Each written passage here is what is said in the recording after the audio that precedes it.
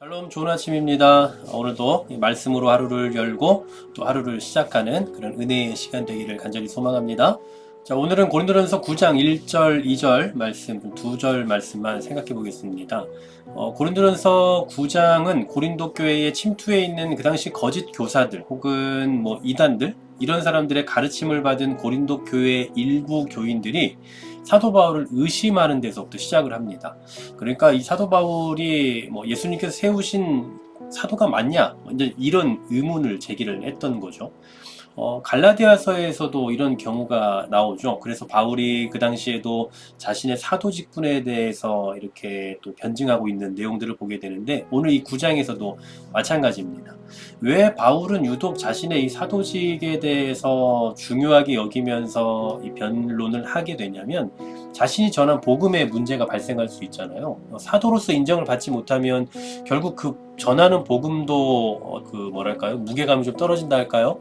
그렇게 될 수밖에 없기 때문에 어떻게든 자신의 사도성을 더 증명해 보이려 했던 겁니다. 그 당시 사람들이 생각하고 있는 그 사도의 요건이 뭐냐 하면 한 세 가지 정도로 생각해 볼 수 있는데요. 첫 번째로는 예수님께서 지상에 계실 때에 그때 예수님과 함께 다녔던 사람들, 그러니까 우리가 알고 있기로는 제자들이죠.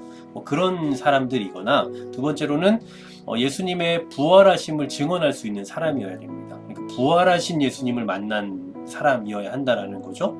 또 세 번째로는 복음을 전할 수 있도록 위임받은 사람이에요. 그러니까 그 복음을 전해도 된다는, 복음을 전할 수 있다라는 합당한 표가 있어야 된다라는 거죠. 그래서 아마도 사람들은 이 사도 바울이 과연 사도가 맞냐? 과연 바울이 예수님과 함께 다녔던 사람이냐? 부활하신 예수님을 보긴 한 사람이냐? 근데 이런 것을 가지고 증거가 없다라고 하면서 의심을 했던 걸로 보입니다. 여기에 대해서 바울은 이제 9장에서 전반적으로 이제 자기 자신이 사도임을 증명을 하려고 하는데요. 먼저 오늘 본문 1절 말씀 보시면 내가 자유인이 아니냐라고 물어요. 자유인이라는 거죠. 그리스도인으로서의 자유를 가진 사람이라는 겁니다. 또 두 번째로는 사도가 아니냐라고 말합니다. 그러면서 예수 우리 주를 보지 못하였느냐라고 물어요. 그는 예수님을 직접 본 사람이다 이 얘기를 하고 있는 거죠. 우리가 알고 있는 것처럼 사도 바울은 부활하신 예수님을 다메섹 도상에서 만났죠. 그러니까 지금 이런 것들로 봤을 때 물론 이제 내일도 우리 계속해서 생각해 보겠지만 오늘 이 1절 말씀에서만 보더라도 자신은 이러한 부분들 때문에라도 사도의 자격이 있다 이걸 이야기하고 있는 겁니다. 더 나아가서 주 안에서 행한 나의 일이 너희가 아니냐라고 말해요. 여기서 말하는 너희, 이 너희는 누굽니까? 지금 이 편지를 받는 고린도 교회 사람들입니다. 이 사람들은 사도 바울이 전한 복음을 듣고 구원을 얻어서 하나님의 교회를 이룬 사람들이거든요. 그러니까 쉽게 말하면 고린도 교회가 있는 것 그 자체가 사도 바울의 어떤 그 사역이 인정받을 수밖에 없는 증거가 된다라는 겁니다. 그러니까 바울이 사도로서의 그 역할을 잘 감당했기 때문에 지금 너희가 존재하는 거다 이런 이야기를 하는 거죠. 그래서 2절에서는 더 확신 있게 이야기하는 겁니다. 다른 사람들에겐 내가 사도가 아닐지라도, 그러니까 사도로 여겨지지 않는다 할지라도, 혹은 사도로서 의심을 받는다 할지라도 너희에게는 내가 사도다. 나의 사도됨을 주 안에서 인친 것은 바로 너희다 라고 말해요. 계속해서 지금 너희에 대한 그 강조를 하고 있죠. 바울이 이 사도라는 그 증거가 어디에 있느냐 하면 바로 고린도 교인들 그들 자신에게 있다라는 겁니다. 그러니까 고린도 교회가 곧 이 증인이라는 거예요. 그런데 오히려 그 증인인 사람들이 지금 역으로 바울을 의심하고 있는 상황인 거죠. 여기서 우리가 생각해 볼 수 있는, 그러니까 묵상해 볼 수 있는 혹은 적용해 볼 수 있는 것 중에 하나는 바로 우리가 스스로 성도됨에 대해서 아니면 우리가 어떤 직분을 가지고 있다라는 그 일에 대해서 증명해 줄 수 있는, 증인이 되어 줄 수 있는 존재가 어디 있느냐?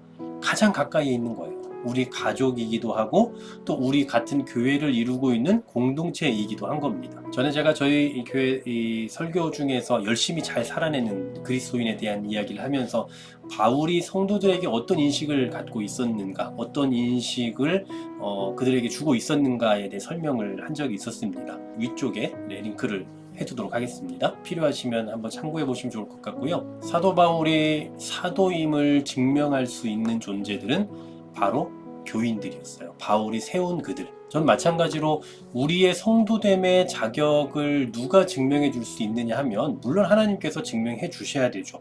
증명해 주시겠지만 우리는 그것을 또 들을 수 없지 않겠습니까?